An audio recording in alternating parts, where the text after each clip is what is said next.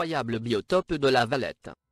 La Valette est, à ma connaissance, le seul hameau de la Forêt à bénéficier d'une très curieuse influence, assez mal définie, qui fait encore l'objet d'improbables recherches.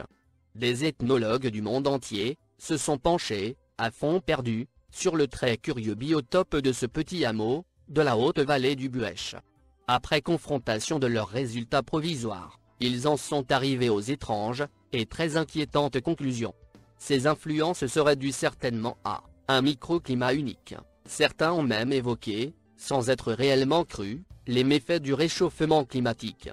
La consommation de mets particuliers tels que soupe au pistou, pieds paquets et autres beignets de fleurs de courgettes, à des décoctions secrètes d'herbes rares, longtemps macérées dans un alcool issu d'ancestraux alambics.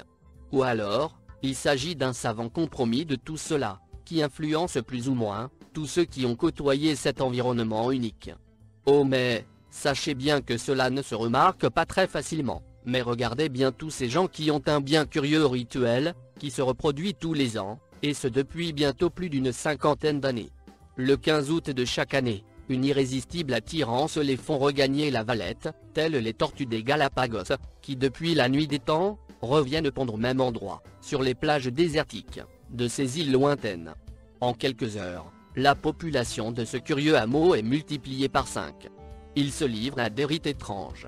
Ils organisent d'immenses banquets, chacun souhaitant faire goûter à toute l'assistance ses spécialités, souvent adaptées d'ancestrales recettes locales. L'organisation de telles manifestations ont toujours plongé les chercheurs dans une profonde perplexité.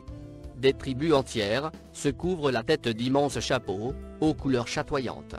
D'autres enfilent d'invraisemblables habits, et se livrent alors à des danses inconnues, et certainement initiatiques.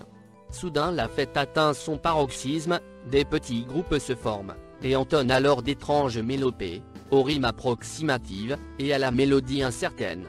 Tout cela fait énormément rire, toute cette foule bariolée. Ils se tiennent tous sur une petite place où, en hiver, les observateurs les plus perspicaces ont du mal à dénombrer plus de 12 chats, malingres, à la santé précaire, et à l'avenir incertain. Des patriarches affirment qu'une année, où la pleine lune coïncidait avec ce fatidique 15 août, une commune libre avait été instituée, à l'insu d'un préfet de complaisance, estomaqué, voire stupéfait. Il fut contraint à proférer, et surtout improviser un inénarrable discours, dont les premiers participants se souviennent encore. On dit même, et depuis, j'en ai la preuve, qu'une certaine Marie-Simone, célèbre scribe locale de l'époque, avait relaté ce fait unique, agrémenté de 2 photos noires et blancs, dans le quotidien du coin, prétendument libéré.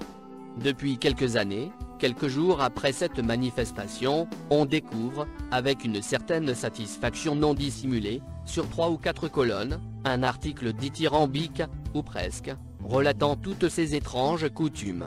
Ces articles sont toujours agrémentés d'une photographie couleur, parfois illustrant notre incroyable manifestation. Un grand merci à notre copain Alain Muret, aujourd'hui disparu. Droit d'auteur Le Valeton, février 2014.